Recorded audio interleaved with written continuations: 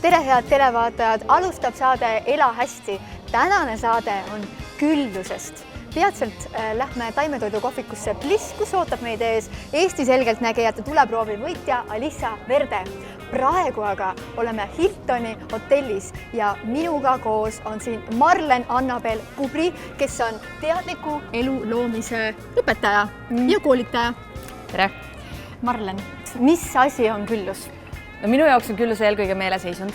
Sellest hetkest alates, kui ma olen hakanud tähelepanu pöörama sellele, mille eest ma saan tänulik olla, siis ainult häid asju mu ellu nagu juurde ilmub.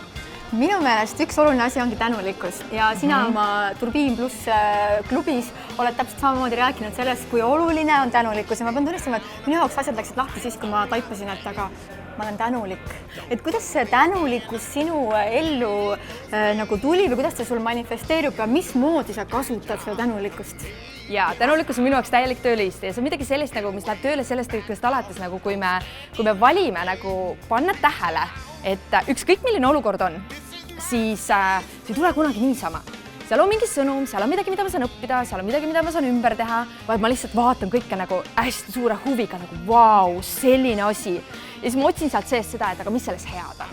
See sai alguse tegelikult 2007 aasta suvel ja ma müüsin USA-s raamatuid ja see oli jube raske. See oli nii raske, et nagu Ja siis sellel hetkel sealt edasi lihtsalt nagu selleks, et üldse ellu jääda.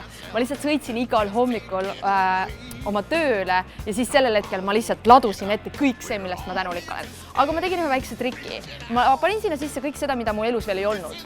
Ja ma rääkisin, et mul on mees, kes armastab mind täielikult sellisena, nagu mina olen ja meil on pere ja et meil on lihtsalt nagu maja metsas ja et ma olen vaba ja et ma saan teha, mida iganes ma tahan. 2 aasta pärast oli kõik kogemata olemas. Ja nagu ma tollel hetkel ei saanud tegelikult päris hästi aru, kuidas see töötas, aga see oligi täpselt see, et ma nagu tegelikult unustasin reaalsuse ära ja suunasin oma mõistuse ja oma tähelepanu ja oma fookuse ja oma energia sellele pildile, mida ma tahtsin. Aga mida sa siis ütled selle peale, kui ühed inimesed näevad ja rõhutavad väga palju negatiivsust, ütlevad, aga maailm on kohutav koht, siin toimub kogu aeg väga rõvedaid, õudsaid asju, mismoodi ma saan nendest mööda vaadata, isegi kui ma vaatan, need ikka toimivad. Mis sa ütled? Minu jaoks on, kui ma vaatan maailma, siis ma näen seda, nagu see oleks nagu keskkond, kus me saame ennast kogeda. Ja väga paljud inimesed on meil sellise teadlikkuse taseme peal, kus nad ei ole valmis selleks, et kogeda nagu kõrgemat tasandit. Aga kui ma nagu vaatan peale asjadele, mis on negatiivsed, siis see, mis mind päästab, on see, et see on kõigest varasemate mõtete ja tunnete tulemus. Ja kui ma valin siit hetkest vaadata nüüd maailma natuke teise nurga all, siis ma tean, et kuskil 3 kuni 6 kuu pärast on kõik juba teistmoodi. Ja suurte asjadega maailmas võib alati ju tunduda, et okei, et see ei muutu, Marlen, see ei muutu, Marlen. Aga mulle meeldib vaadata neid negatiivseid asju läbi sellise vaatevinkli, et ma usun, et iga hing on valinud oma tee ja nad õpivad sellest. Ja selleks, et asjad saaksid minna paremaks, vahest on vaja, et see mädapaisi tegelikult plahvataks. Ja nagu selle võrra, nagu kui kuskil midagi väga koledat on, siis esiteks ma saadan sinna täiega armastust.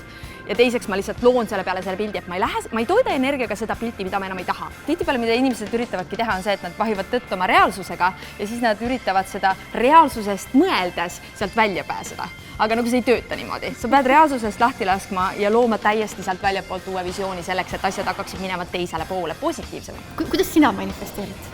No minu jaoks hakkas see asi tegelikult pihta niimoodi, et kõigepealt ma olin see negatiivne versioon sellest, kuidas mitte manifesteerida. Ehk siis ma suutsin manifesteerida kõik katastroofid, ülekaalu, haigused, millele ei leitu põhjendusi, siis nagu suhte, mis läks katki sellel hetkel, kui ma arvasin, et ma hakkama abielluma, tagasikolimise ema juurde, nagu mitte tööl käimise, sest et ma ei saanud kuskile. Ühesõnaga, nagu kõik oli nihu. Ja siis sellest hetkest alates, kui ma sain aru, et ma tegelikult olin kogu aeg keskendunud ainult probleemidele, mis minu manifesteerimine tegelikult tähendab, ongi see, et ma iga kord nagu pöördun tagasi selle poole, et ma loon visioone.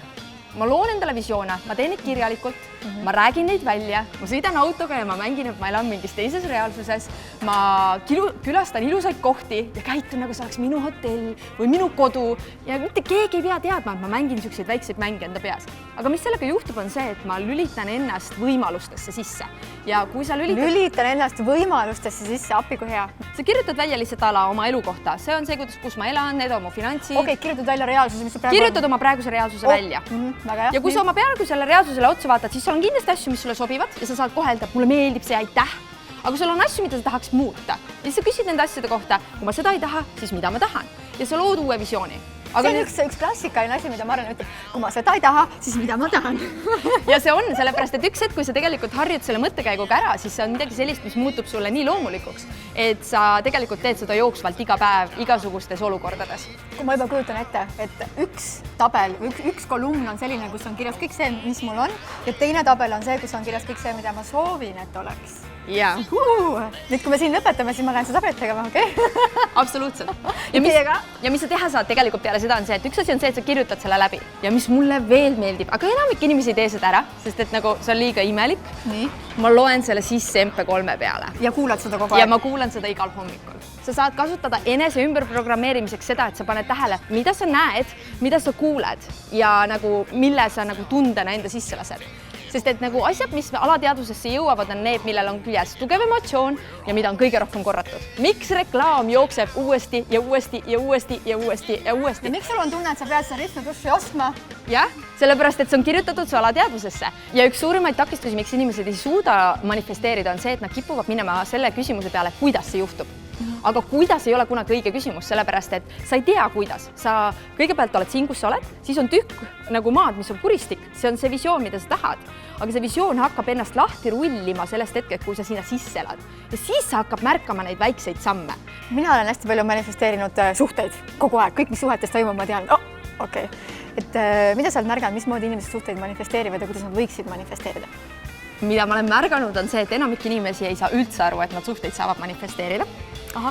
Mida ma olen märganud, on see, et enamik inimesi tegelikult elab välja oma vanemate mustreid. Milline oli sinu ema, milline oli sinu isa, vaata neile otsa ja mõista nagu, mida sa oled maha kopeerinud lapsena, sest et su alateadvus oli lahti. Inimesed räägivad, et armumine on pime. Mina ei usu sellesse. Ei, ma ka ei usu.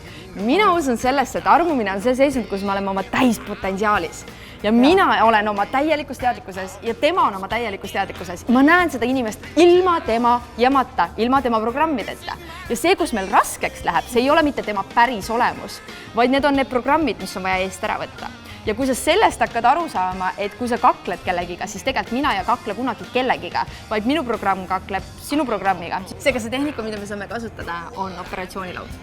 Ja see tähendab seda, et me vaatame asju kõrvalt ja see tähendab seda, et me paneme probleemi omavahel lauale. Ja nagu sellel hetkel me vaatame koos huviga. Vaata, kui me oleme nüüd kõrvuti sinuga, siis me ei ole enam konkurendid. Ja iga kord, kui sa tõstad selle väljakutse jälle siit endast eemale ja vaatled seda adekvaatselt, kus see pärit on, mida see mulle öelda tahab, mis nuppe ma sul vajutasin, mis nuppe sa mul vajutasid ja võib-olla siis hakkad nägema seda, kui paljude kohtade peale inimesed üldse omavahel ei kakle, vaid kaklevad mineviku kogemused, kaklevad mineviku valud, kaklevad asjad, mida nad on kuskilt teistega kogeda saanud, mille nad oma praegusele kaaslasele kaela kallavad. Kui ma mõtlen, et okei, mul oleks vaja mingisugust numbrit, sa mõtlema, et tegelikult ei ole raha nagu vaja. Ja siis ma hakkan mõtlema, milleks ma seda tahan kasutada ja enamasti mu ellu tulevad need asjad, mida ma tahan kasutada. Ma võin sulle ausalt öelda, et raha manifesteerimine on olnud minu jaoks üks kõige keerulisemaid asju. Aga miks raha on raske manifesteerida, on see, et asju on meil kerge ette kujutada. Autot sa oskad visualiseerida, maja sa oskad visualiseerida, isegi inimest oskad visualiseerida või reisi või tunnet. Aga raha puhul on see koht, et umbes, et kuidas ma seda paberit nagu manifesteerin. Ma võtan raha, mis mul on. See võib olla ükskõik kui väike summa, aga kui sul on juba 2 kupüüri, siis sellest aitab. Ja ma hakkan lugema seda niimoodi. Näiteks kujutame ette, et on 2 5 eurost. Aga mina loen neid nii.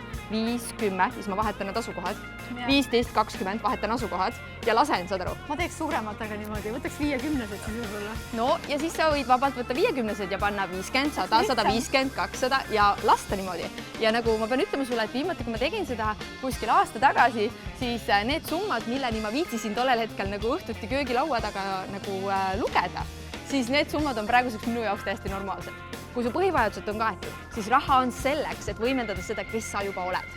Võib-olla üks väga levinud arvamus on ka see, et raha tuleb raske tööga, siuke tammsaarelik.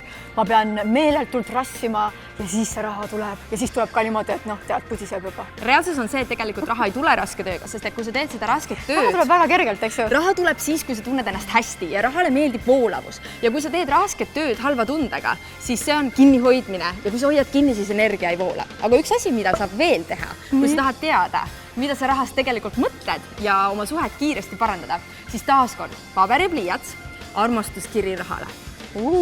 Armastuskiri rahale. Ja eriti hea on, kui sa kirjutaksid seda iga päev näiteks 2 nädalat järjest. ja sa saad nii palju rohkem teadlikumaks sellest, mis on olnud sinu varjatud mõtted ja uskumused rahast ja nagu kuhu sa kinni jääd. Ja nagu kui sa järjekindlalt seda läbi kirjutad ja nagu sellel hetkel sa näed, et ma saan valida hoopis midagi muud kui see, mis ma seni olen valinud. Suurepärane, aitäh sulle, Marlen, Annabel. Sa saad valida seda, mida sa oled oma ellu valinud. Kõike sa saad tuua ellu, kui sa suudad seda tunda. Armastuskiri rahale. Vau, aitäh sulle. Sellised mõtted täna.